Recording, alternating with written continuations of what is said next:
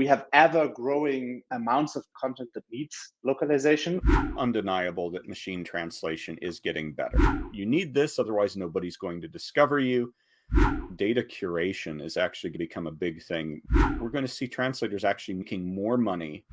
Let the machine do the heavy lifting for what it can do and let the human focus on where value is added. You got to do everything.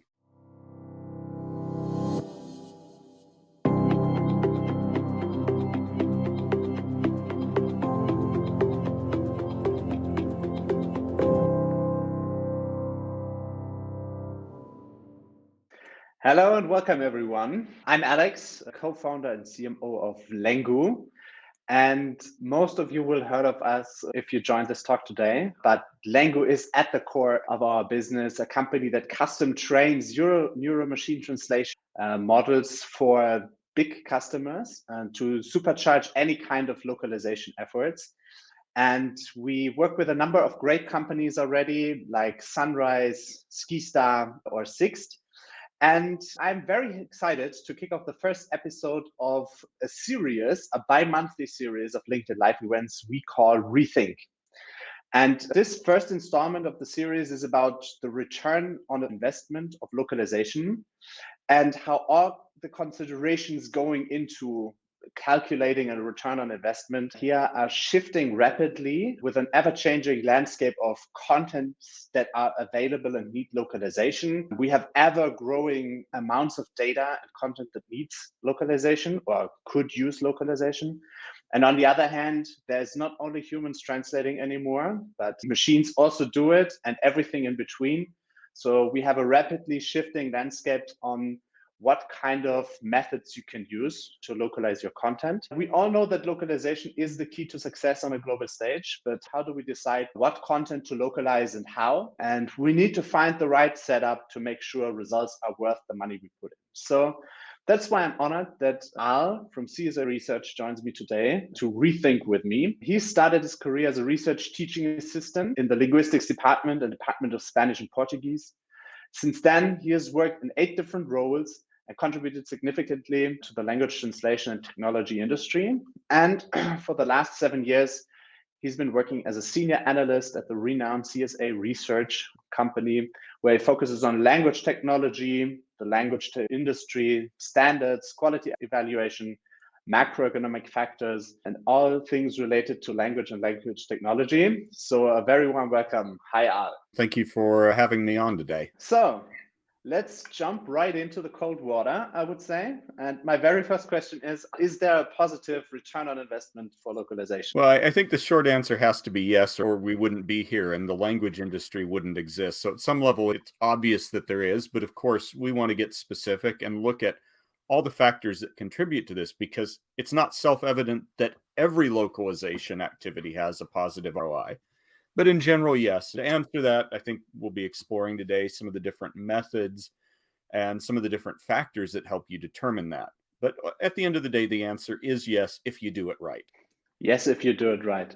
And that's exactly what we want to dig deeper into. So my idea is that we're dissecting it a bit because return on investment has 2 sides to a coin. So first is, what do we really get out of localizing content, right? When do companies localize and what exactly is localized? Can you talk a little bit about typical use cases here? Yeah. First, you ask, what do you get out of it? And at the end of the day, obviously, the answer that people hope is that they have revenue, unless they're running a nonprofit or other things. But for the typical enterprise use case, the idea is to gain revenue. But when we look at what they localize and how they make the decisions, there's a few typical use cases. If you're looking at B2C companies, localization tends to follow a pretty predictable path. You start out by localizing your brand awareness content because you need this, otherwise nobody's going to discover you.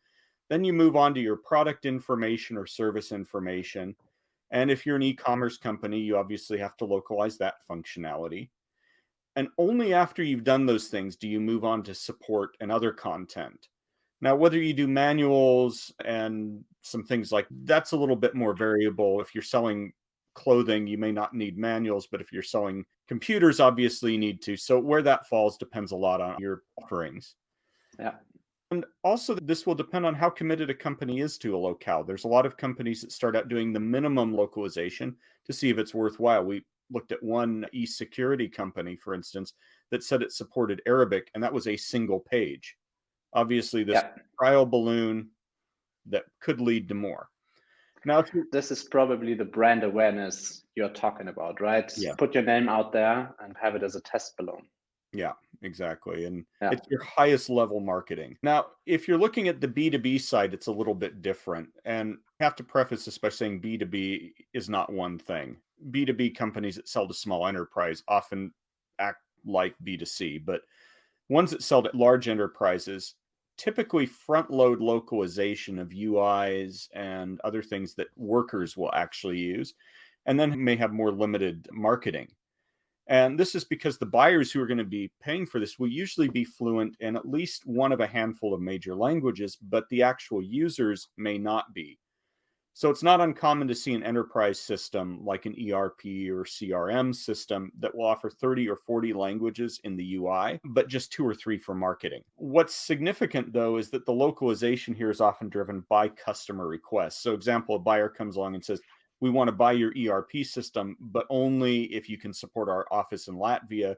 And the company looks at it and says, this is a $60 million sale over the course of the subscription we're setting up, and Latvian's going to cost 30,000. It's a no-brainer to add it, and they go ahead and do that. And then I'll mention a third use case which isn't driven by revenue, at least directly, but regulatory requirement. A lot of companies in, say, medical, insurance, or other regulated fields, their localization policy is directed by governmental regulation. And that's to derive revenue in the end, but the connection's a bit more indirect. And then just to finish it off, I'll say government is a whole Mm. different thing. Yeah.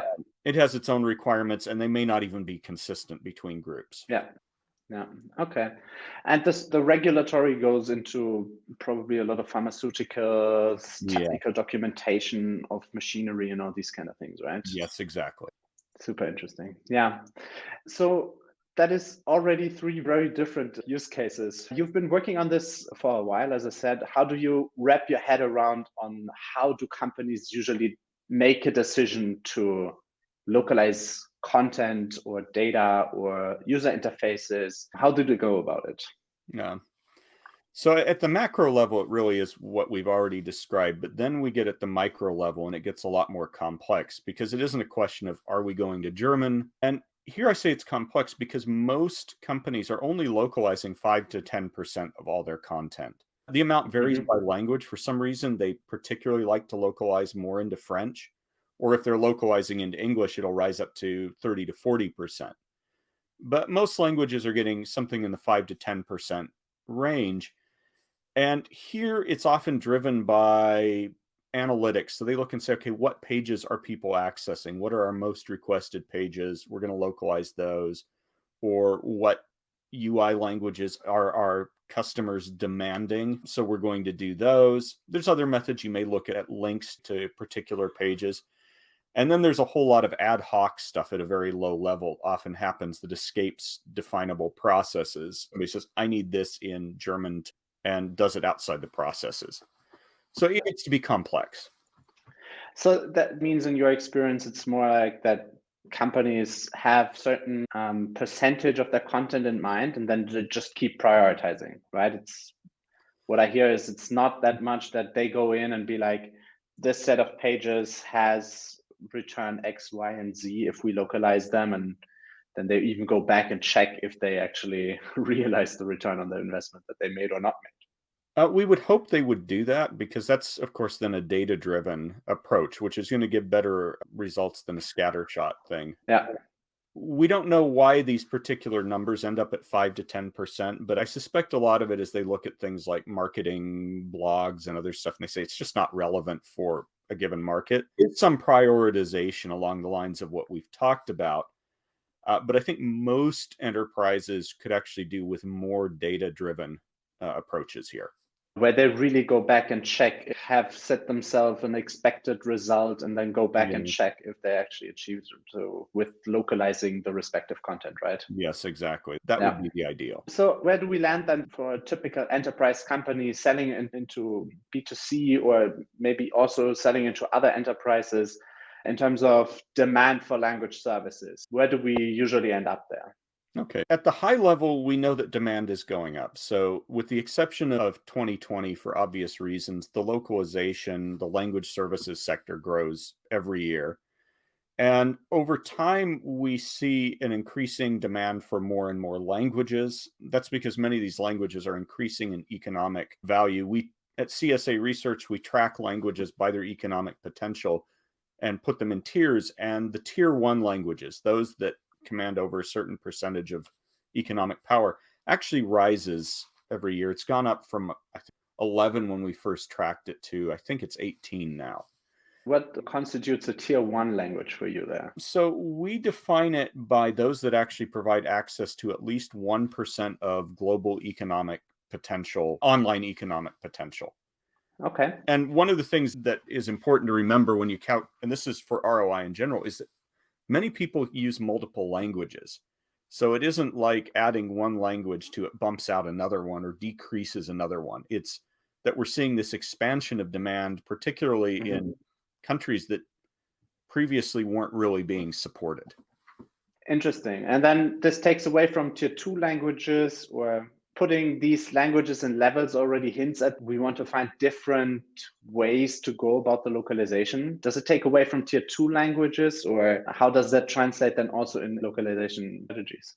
Okay, in terms of localization strategies, what we see is really a diversity of methods. And I think this is important to remember because if you say everything needs to be done by human translators only, which I don't think is a position that's taken very much anymore, what that basically means is a lot of people are never going to have content because it's too expensive, it's not fast enough. So if you speak Albanian, probably nobody's going to invest a whole lot into human translation for Albania because that market's so small.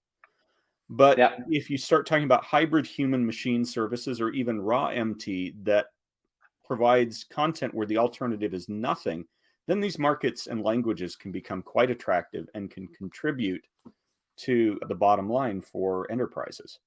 Yeah, that ties really into our experience here as well, right? Where you see that these languages that traditionally didn't get a lot of attention when it came to human translation, that also there the quality of the machine translation is not where it is for what would rather be tier one languages, right? Yeah. So where's the balance? What's your experience One of the things that our research has shown, so we run regularly a series of research called Can't Read, Won't Buy, where we actually go out to consumers and ask them about their experience with brands and localization. We ask them about poor quality MT.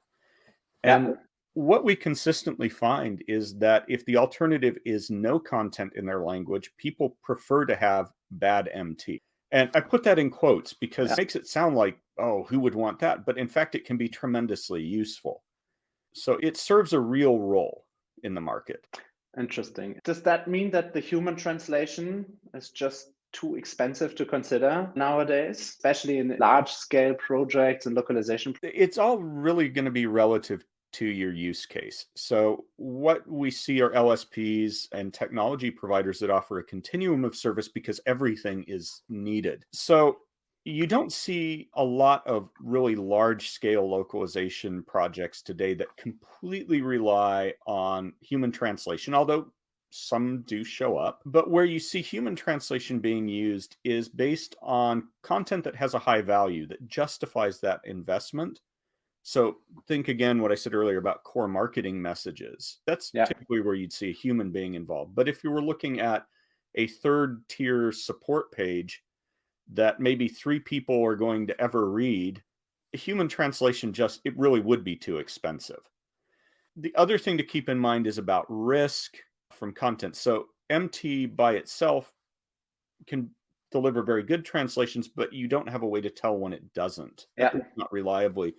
And so if there's a high risk from mistranslation, then you'll have humans either working with the machines or exclusively. So really look at the cost of the content, the value, and the risk, and that helps you zero in on an effective way to achieve good ROI.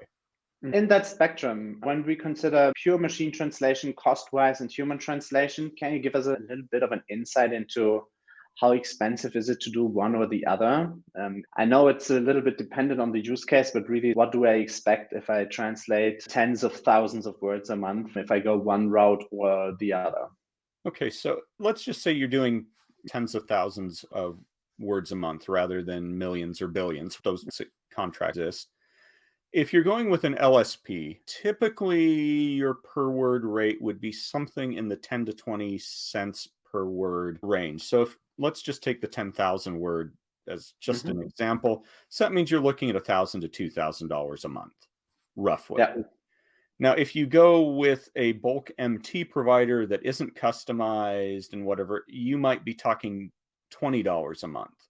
MT can be very cheap, but it has its drawbacks. Now, if you're in specialized areas, of course, the costs can go up. So I think Alex, when I mentioned this to him earlier, was a little surprised. We found one LSP that charged as a base rate $250 an hour for translation and had prices for some things of up to $350 an hour. But that was because it was highly specialized in a field where customers would gladly pay those rates because they need something now, and there could be millions of dollars on the line as a result. So there's a high risk, high reward situation that demands higher. Think of annual reports to shareholders and these kind of level of importance, and that it's critical to have that buttoned up. Yeah. And I'll just toss in, by the way, that if we look at hybrid human machine services, then the costs obviously fall somewhere in the middle, but typically around something like 60% of the cost of human translation. That's interesting. And I want to dig deeper a little bit, but you said something interesting before, which is if we're talking tens of thousands of words a month, right? Not millions or billions. How does that change the game when there's the really big buyers who go into millions and billions of words a month? Okay, so if you're doing millions or billions of words, obviously, if we're talking 20 cents per word, let's say, and you're doing a billion words a month, we're talking $200 million a month in localization spend. That's not going to be realistic. And that's where MT really shines because it enables you to produce the bulk that you need. So there is content delivered at an affordable rate. And some of the bulk providers, we're talking $30 for a million characters or something. So it's orders of magnitude cheaper, but keep in mind that there are limitations as well. That's where we need to find these hybrid strategies, right? Yeah, exactly. Where it's not either pure human translation, not a pure machine translation. How do you usually go about categorizing them, right? We had these light post editing, full post editing. But I said in the beginning that with the quality of the machine translation changing so fast, this landscape is also rapidly shifting. Where do you land with this today? How do you think about that in terms of I want to call them localization methods or strategies that are between human or pure machine translation? I'm going to back up just a little bit to a higher level because I think in that there's implicit a question of what is quality. And if we can define that, it helps us define what strategies we want. And I'll just say that I just did a presentation earlier this week on 5 different ways of defining quality. And if we had lots of time, I could probably bore everyone with talking about these 5 approaches. But I'll just mention one of them that people often start with is what's called a transcendent perspective. And it's this idea that there is an ideal that everything should aspire to. So it becomes a bit of an absolutist thing. And when people say that quality isn't good enough or that MT can't deliver good enough, I always want to say it's assuming that there is one thing you should be shooting for rather than saying good enough for what.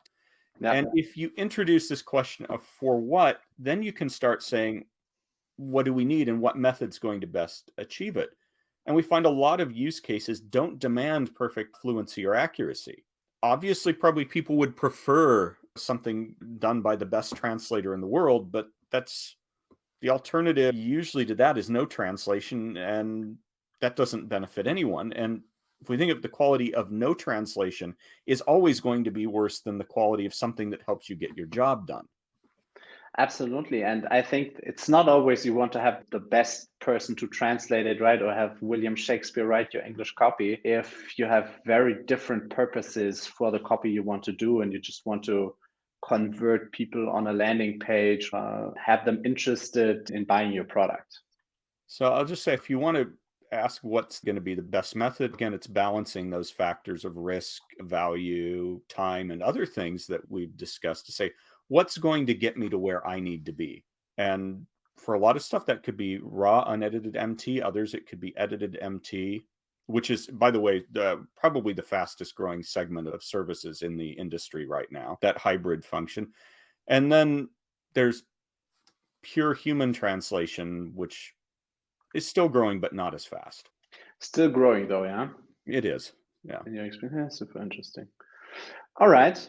Do you have a certain way to categorize these hybrid services, or is it just hybrid? Or is there a way to think about this in between human and machine translation? There is a continuum. So at the one level is cat tools, which nobody sees that as a different category, but that is starting to introduce the machine element. But then you have traditional post editing, which is going away, which is where you dump a wall of text at somebody and a translation and say, fix that. Translators tend to hate doing that for lots of reasons. Then you get the interactive modes of tools, which have a cat tool like interface, but MT is provided as a resource. Yeah.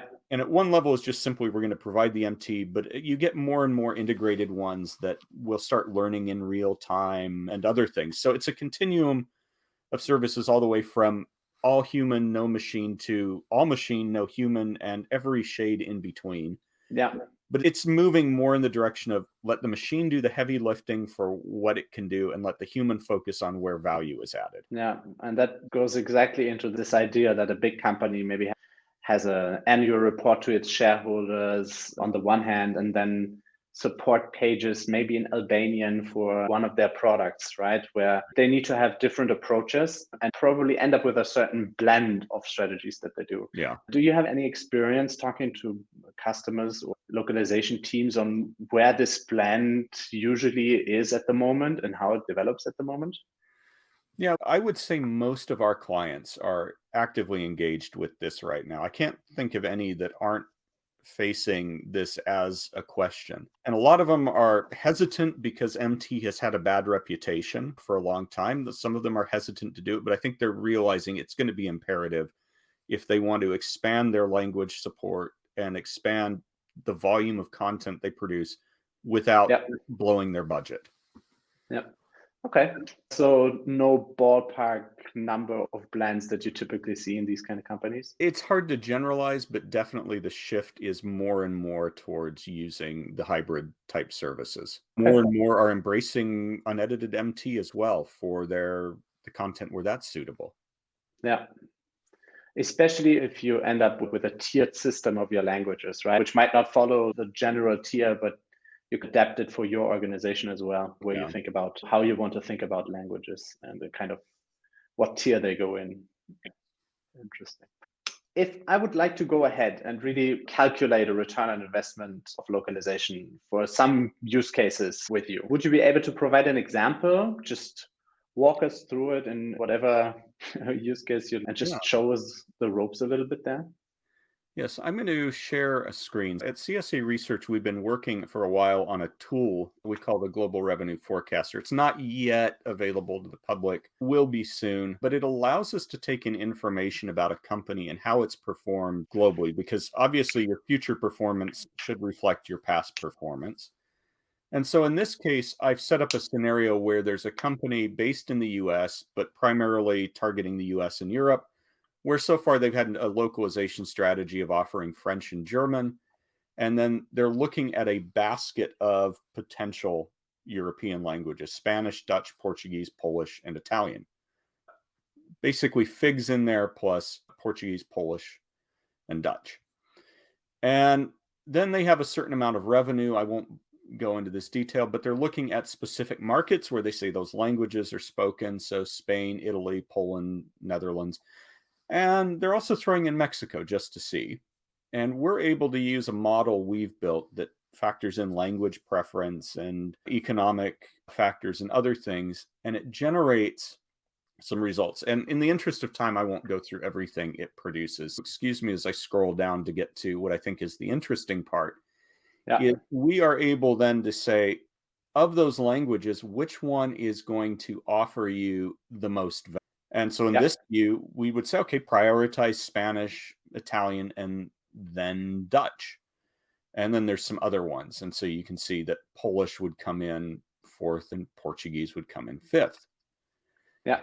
What I'll do, though, is jump back and say if you were looking at a different set of countries, let's just add in, if I can type, Brazil, why isn't it showing up? That's beta software for you. Oh, okay. Of course, it's deciding not to cooperate right now. Oh, it's because I'm looking at languages. Sorry, I'm in the wrong area. No worries. Okay, so we'll add Brazil down here. Yeah. Okay, so we add it and we run it again. And it takes just a minute because we're running hundreds of thousands of different combinations to generate this. It's pretty computationally expensive. And we go down, we get there again, and we see that Brazil now actually tops out the potential markets. And for languages, where did it go? Okay, Spanish still tops, but Portuguese has now risen above Italian. So always when we talk about ROI, it has to be with respect to specific markets and your performance. Now, of course, this doesn't answer every question you might have, but you can start seeing how data can inform these decisions and make realistic projections you could target and know whether are you performing well or performing poorly. Yeah.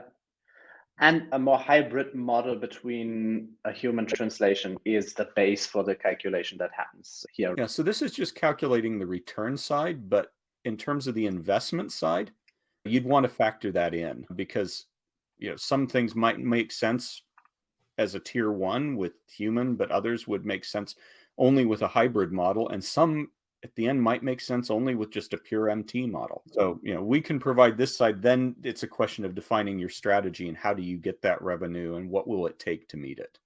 Yeah.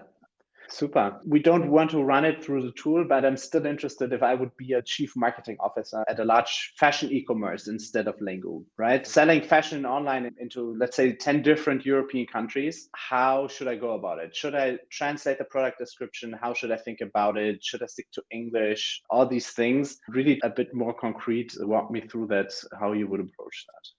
Okay. First off, we regularly encounter people with exactly this question. They'll say, can't I just use English in Europe? My customers all speak English, right?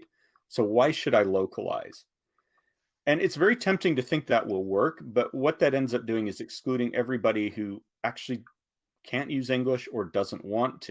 And one of the paradoxes we've discovered is that markets like Germany or Sweden, where lots of people can speak English, actually have some of the lowest tolerance for English, because they're used to having content in German and Swedish, and they know that if you don't provide it, your competitor will.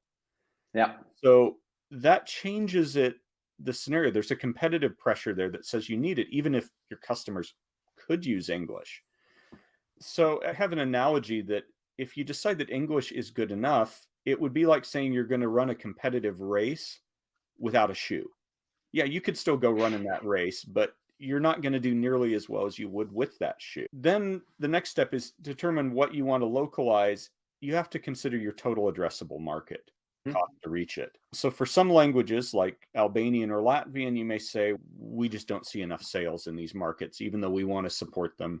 So MT is the only way to do this. For others, you say, we're going to use hybrid methods or even completely human-driven methods for some things. I'll also add that if you're making these decisions, we also have to keep in mind that translation is just one part. Yeah. For that fashion e-commerce company, they need to make sure they have offerings that will appeal to the market and that they can ship to the market, they can take payments. There's all this other stuff that has to happen. And a lot of companies fall down either because they think translation is everything they need, or they do the other stuff and then don't do the translation. Everything needs to be working together. So that you can really have a user experience that people are used to and that goes into language, but also basic things like shipping, paying, and all these things. Exactly. In this case, once you've made the decision what to localize, how to localize, maybe if you've ran your estimations before through a tool like you showed us, but after that, how do I go about really determining what's the quantifiable impact of localization to sales? Okay. I'm going to give a rule of thumb, which the advantage of a rule of thumb is it lets me put out a number, but I don't have to commit to it for any particular use case. But can't read, won't buy.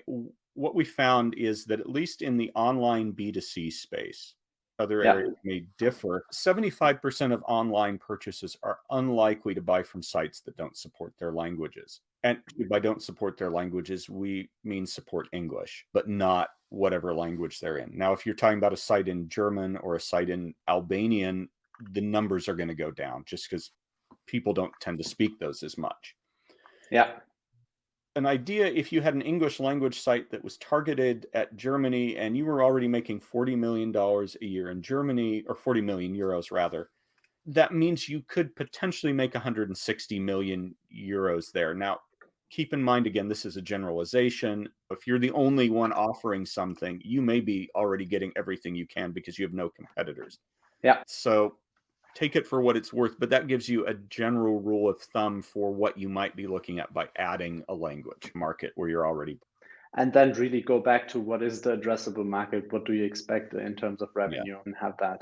So for an e-commerce company, it's pretty straightforward and easy. Do you have examples or have you worked with companies that have different use cases where it's maybe tour bookings or making sure that the blog has certain reading times or conversion rates on pages, these kind of things that are indirectly contributing to revenue?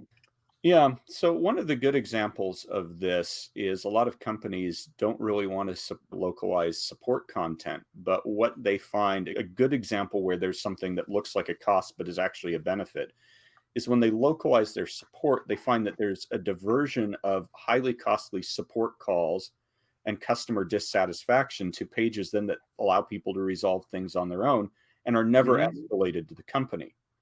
So on paper, it looks like, oh, we're spending, I don't know, 200,000 euro a year on translating this support content. But at the end of the day, what it really is, we're avoiding a cost of 2 million euro from unhappy customers. Yeah. That's one we see a lot. There are people who track things like the blog readership or other things, although often they aren't nearly as sophisticated in that. Yeah. And really go on a granular level in making the calculations at the end of the day, right? Yeah, we think more as companies increase in maturity, they're more likely to have good metrics, but building those often involves siphoning data from various teams, and it takes a mature organization with good contacts to do that. Nice. So, what I'm also interested in is that ever since I went ahead and founded Lengoo together with my partners, a lot has changed already in the industry, in the technology, and all these kind of things. And that definitely had impact on how a return on investment is calculated. So, looking at it through that lens, what's your experience or your take on how the calculation of the ROI has changed, probably especially in the last couple of years? It's definitely becoming more sophisticated. The kinds of calculations that would have passed muster, say 10 years ago, are just not sufficient anymore. Because often then it was you had a slide deck that said there are X number of German speakers and they'll buy more, and that's the end. And 10 years ago, executives would say, oh, okay, yeah, sign me up. We need to do German. Now they're going to say, okay, what does this mean in real terms? Yeah. And so we're seeing companies that have a lot more data on their total addressable market, their competitors, what are their competitors doing? What are their competitors not doing? What is the education level of their customers? All these factors. And a lot of this isn't easy to find, but it makes a big difference in refining beyond what I showed earlier, which is a general target in that tool, to saying, okay, what's the specific target we can hit? The other change I'd say is that companies are increasingly aware of how interconnected all this is and that they have to globalize their business and not just their offering. Okay. So have this interconnection between how you organize the company with the markets that you address at the end of the day. Yeah. Interesting. Looking at the time, I think before we open it up to questions and answers, There's one thing I want to ask you, which is that a lot of people joining today and in our community work in language, technology, marketing, localization, right? Different ways and forms. So can you share maybe your 2 to 3 best tips for executives and managers to calculate the individual ROI? Because obviously we needed to go back to it's very individual from company to company, from department to department. But what are your best tips to go about it and make a informed decision about what to localize and how to localize? Okay, the first one I have really actually precedes your question in a sense, but it's aimed at executives who have to be aware that language matters. Often they Mhm. want to generalize from their own experience, and they can't do that. Now, if you're listening to this, for example, you're probably comfortable with English. You can follow this. And so that may lead you to believe certain things about what people can do with English. But of course, not everybody can do that. So some people would see English as a chore or something that is just completely unattainable to them. Don't just assume that because somebody can use English to some extent that it's going to work. So once you're aware of that problem, then you can start asking the questions. And you'd be surprised how many executives need to be reminded of this. The second one I would say around this is that you really need to be aware of what your competition's doing, because you need to be able to respond to the pressures they offer. And so that means you Yeah. could offer a language they don't. That could be an advantage.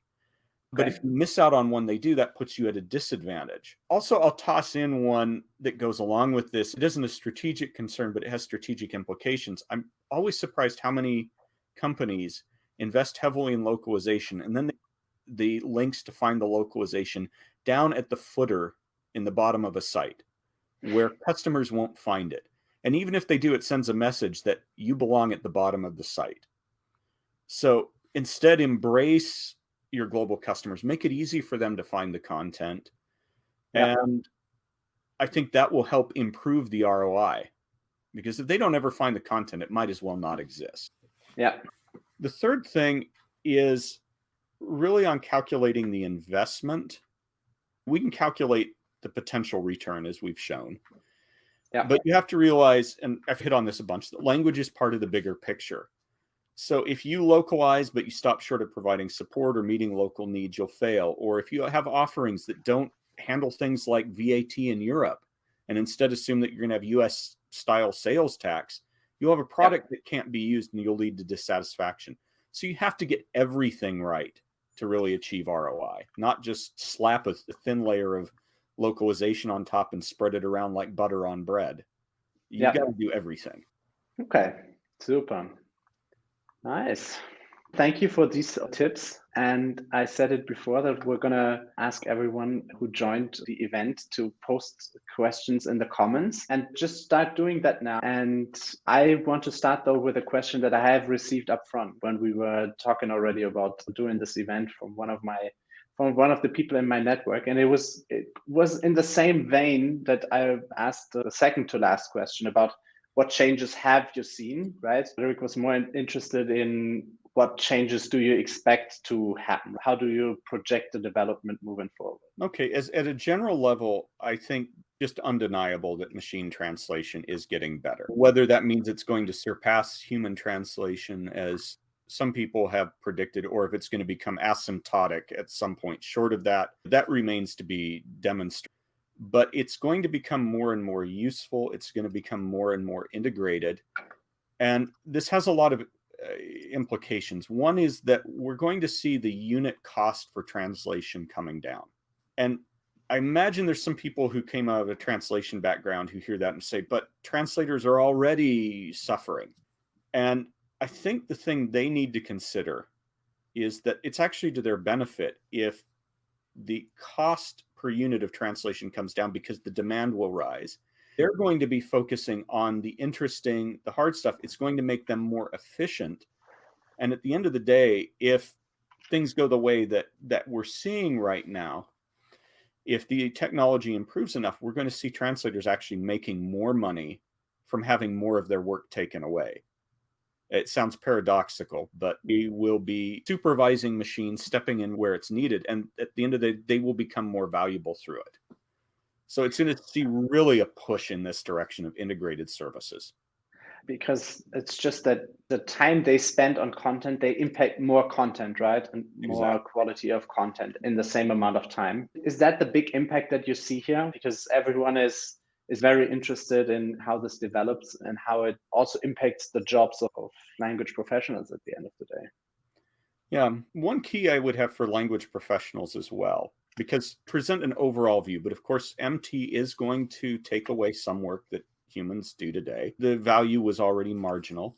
So if you want, as a language professional, to future proof yourself, I think the key is really to have a specialization, something that you can do that is not easily replaceable. So become an expert in a field or become an expert in using MT technology. I'd Yeah. say every translator should be, even if they don't like it, they should be learning about it and gaining experience so that they're prepared to use it. Yeah. Do you see the need for linguists out there that they actually get to know more on how to build these systems, or it's just about using them properly? I don't think every linguist will necessarily need to learn to build them, but those that do, I think will have a very highly sought after skill. Of course, if Hmm. everybody did it, then there would be a glut of supply and it wouldn't be an advantage. But for those that are technically minded and like working with that kind of thing, I'd encourage you to learn how to do it. When we look at what MT specialists who can implement are paid, they're Yeah. highly paid professionals now. And I don't think that's going to change for a while. So it's a good career opportunity for those who like that thing. And don't have a job yet that pays them $350 for high Yeah. quality translations, right? Yes. We see the same. There's so much that goes into it, right? Which is not only pure coding and writing the code, but there's a lot of data management that needs doing. A super interesting and rapidly evolving field. Yeah. Toss in, I think data curation is actually going to become a big thing. A lot of language professionals are going to get involved because Yeah. we need that human oversight and the ability to create data that supports these things. And for those who like doing that, again, I think, can be very rewarding. Yeah. Super. So there's one last question that was sent to me up front, and either the person hasn't joined or didn't post the question in here. But it is about, with this landscape that we talked about, with all these different ways to localize, what's the best approach to pick a language service provider today, right? How do you go about it? That's a highly complex topic, but just to be very to net out a few things, I'd say one is just given the shift towards technology, an LSP that if you're really choosing and you don't have an LSP today, or if you're opened it up and you're looking for a new LSP, I'd say make sure that they have a convincing answer on technology questions for you. Yeah. And by convincing, it has to be more than, yeah, we use MT. It has to be, here's how we use MT. Here's the advantage it gives us. Here's what it's going to do to your costs. Here's what it does to your turnaround time. And if they can answer those questions, then they're future proofing, and it's showing that they at least have a good story to tell you that Yeah. hopefully reflects the reality. And then, but I'm not sure if you also see that the very big buyers, the very large enterprises, they just made it a strategy to that they usually have a portfolio of service providers and they just increase the amount of tech driven or tech first providers in there slowly. But that seems to be a very valid strategy for them.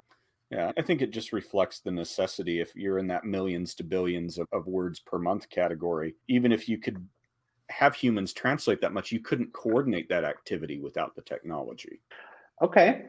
So there's one question that Axel asked, and he's a little bit more curious about the 5 ways of defining and measuring quality that you teased. And we definitely don't have the time in the last minutes of this, but maybe you can elaborate on this a little bit.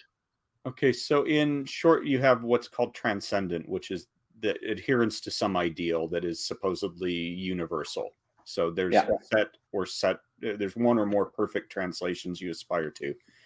The next one is what's called I'm blanking the name, I should have it, but it's a perspective that says quality is defined by adherence to specific criteria. An example would be an ice cream that you say ice cream with a higher butterfat content is higher grade than one with lower. content. And these are specific criteria. It may not be an ideal, but they're ones that are broadly agreed upon.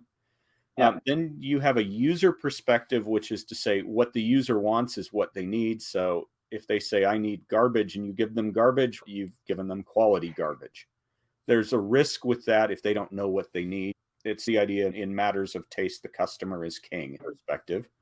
Yeah. The fourth one is a value perspective, which says, what gives me the best return for my money? And that's an important one, but not by itself. And I can't remember what I've said.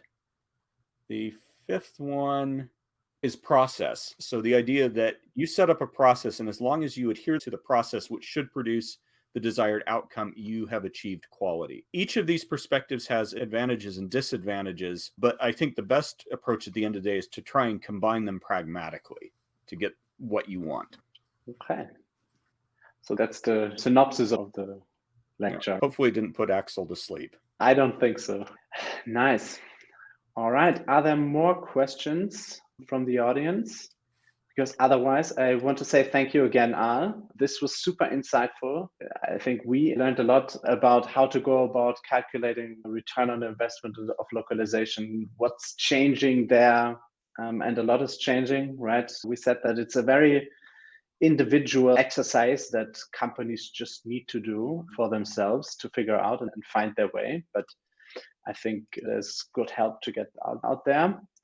And yeah, thank you for being with us. I'd love to keep in touch about the topic, but we probably will. Okay. And maybe we can check in rather at the end of the year or beginning of next year, what has changed, and see each other again there. And for you also an invitation, but for everyone else as well. The next Lengoo Rethink event will happen end of March. And we will talk about corporate content, how it is important to manage content on scale in one language and then obviously in more languages and everything that goes into it. So stay tuned.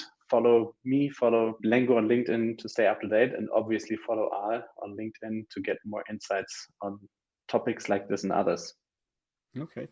Thank you, Alex. And if anyone has additional questions, you can reach out to me via LinkedIn. That's a good way to reach me. Yeah. Thank you. Bye-bye. Thank you.